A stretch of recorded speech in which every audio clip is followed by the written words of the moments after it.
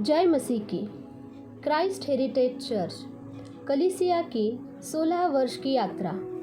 Pastor John और pastor मेरी लगभग 5 वर्षों से चर्च रोपण सेवा के लिए प्रार्थना कर रहे थे, जिसका उत्तर वे महाराष्ट्र में पुणे के केसनन नामक एक छोटे से गांव में अपनी सेवा शुरू करने के लिए आए। इससे पहले उन्होंने लगभग 10 वर्षों तक 2 अलग अलग मिशन में काम किया, जहां परमेश्वर ने उन्हें विभिन्न स्तरों पर इस्तेमाल किया। मई 2004 में वे पुणे पहुंचे और वडगांव शहरी में एक किराए के घर में रहे और उसी महीने उन्होंने केसनन में एक विश्वासी घर में अपनी सेवा शुरू की, जहां 2-3 हिंदू परिवार और एक मुस्लिम परिवार प्रभु में आए, क्योंकि प्रभु ने उनके जीवन में कुछ चमत्कार किए थे। 23 मई 2004 को उनकी पहली चर्च सेवा थी, जहां पास्टर जॉन और उनका परिवार और घर के मालिक अपने 3 पोते पोतियों के साथ उपस्थित थे। 2005 में केसनन में हमारे कुछ लोगों ने विरोध किया और हमें गांव में प्रवेश करने से रोक दिया, इसलिए उन्हें वहां सेवा रोकना पड़ा, क्योंकि वे वडगांव शहर में रहते थे। इसलिए उन्होंने वहां आराधना जारी रखा। 6 महीने के बाद उन्हें आराधना के लिए अंजलि स्कूल में एक क्लासरूम मिला। उस समय तक और 2-3 परिवार चर्च में शामिल हो गए थे और उस स्कूल में पहली विश्वासी उसी स्कूल की एक मुस्लिम महिला शिक्षिका थी, क्योंकि पास्टर मेरी जॉन वहाँ की हेड मिस्ट्रेस थी, इसलिए उन्हें प्रार्थना के लिए हॉल मुफ्त में मिला। उस वर्ष बाद स्कूल एक बड़ी इमारत में स्थानांतरित हो गया, इसलिए उन्हें अपना आराधना स्थल भी वही स्थानांतरित करना पड़ा। उसी वर्ष उन्होंने एक कन्वेंशन आयोजित किया था और पास्टर परेल सिंह अतिथि वक्ता थे। उन्होंने दिए हुए वचन से सब आशीषित हुए। इसमें 60 से 70 लोग आए और उस सभा के द्वारा एक परिवार ने प्रभु को ग्रहण किया। बाद में कुछ और परिवार चर्च में शामिल हो गए। हमने एक चर्च के रूप में 2-3 परिवारों की मदद से ट्रैक्ट वितरण किया, जिसके माध्यम से एक बहन प्रभु में आई और बाद में वह अपने परिवार और रिश्तेदारों को प्रभु में ले आई और वो हमारे साथ है। क्योंकि कुछ लोगों ने शिकायत की थी, इसलिए हमें अपना आराधना स्थल वडगांव शहर में मदर तेरेसा नामक एक अन्य स्कूल में स्थानांतरित करना पड़ा। परमेश्वर ने कई चमत्कार किए और परमेश्वर के वचन ने कई लोगों को छुआ और चर्च में कुछ और परिवारों को जोड़ा गया। 2010-2011 के आसपास हम खराड़ी चले गए और वहाँ किराए के मकान में रहे।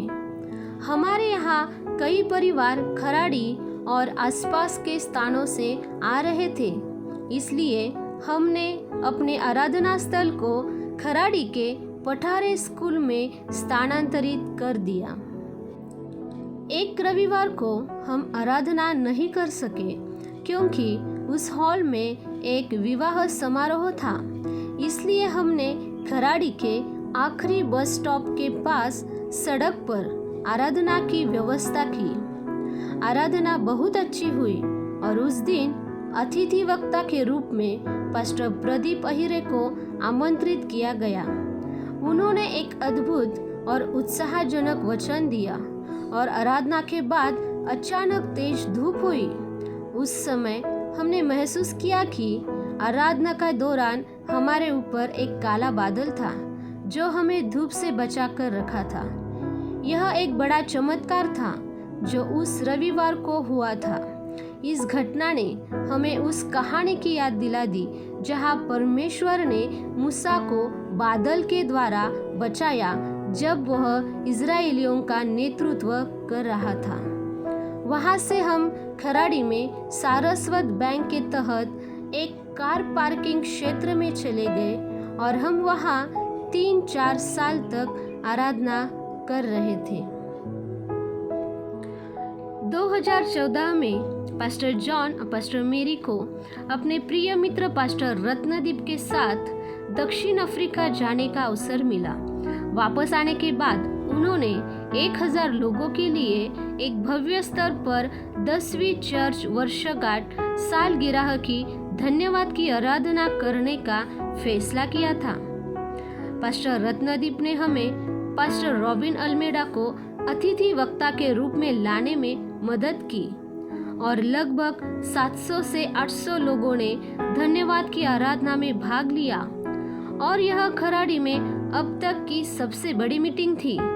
यह मीटिंग विश्वास से हुई क्योंकि हमारे हाथ में केवल 10,000 रुपए थे और हमारा कुल खर्च लगभग 2.5 लाख रुपए था। परमेश्वर ने चमत्कारिक रूप से आवश्यक वित्त प्रदान किया। क्योंकि पड़ोसी लोगों ने शिकायत की, हम आराधना के लिए होली मिशन स्कूल चले गए। वहां हमारा 3 दिवसीय कन्वेंशन था। पास्टर परेल सिंह अतिथि वक्ता थे और सभी को परमेश्वर के वचन का आशीर्वाद मिला था। 2016 में हमने उस स्कूल में अपने चर्च की 12वीं वर्षगांठ सालगिरह भी मनाई। 2017 दुर्भाग्य से चर्च कुछ समस्याओं के कारण विभाजित हो गया था और इसलिए हम उस स्थान पर आराधना नहीं कर पाए। इसलिए हमने 3 सप्ताह तक आगा खान पैलेस गार्डन में आराधना की। परमेश्वर ने चमत्कार किया और हमें पठारे स्कूल हॉल मिला। चर्च की आंतरिक समस्याओं के कारण हमें 3 महीने के लिए आराधना बंद करनी पड़ी। अगस्त में हमने अपनी आराधना फिर से एक नए स्थान पर शुरू की जो कि JDV पेपल सेमिनरी में थी। हम वहाँ 1 साल तक रहे और उस साल बहुत से लोग जो चर्च से निकल गए थे वापस आ गए क्योंकि पेपल सेमिनरी में किराए में वृद्धि हुई थी। हम उस समय चमत्कार के लिए सोच रहे थे और प्रार्थना कर रहे थे। परमेश्वर ने रास्ता खोला और 2018 में हमें वही हॉल वापस पठारे स्कूल में आराधना के लिए मुफ्त में मिल गया। परमेश्वर की कृपा से हम वहां आराधना कर रहे थे जब तक कि 15 मार्च 2020 को लॉकडाउन हुआ। तब से लेकर आज तक हम ऑनलाइन आराधना कर रहे हैं। हम परमेश्वर का धन्यवाद करते हैं कि इस वर्ष 4 वर्षों के बाद एक बार फिर हम धन्यवाद की प्रार्थना कर रहे हैं। हम पिछले 16 वर्षों की हमारी कलीसिया यात्रा में परमेश्वर को उसकी विश्वास योग्यता के लिए धन्यवाद देना चाहते हैं। जब तक यह चर्च जारी है, परमेश्वर हमारे साथ था और है और रहेगा, क्योंकि यह हमारा चर्च नहीं बल्कि उसका चर्च है। सभी सम्मान और महिमा केवल प्रभु यीशु को ही मिले। धन्यवाद। प्रभु सबको आशीष दे।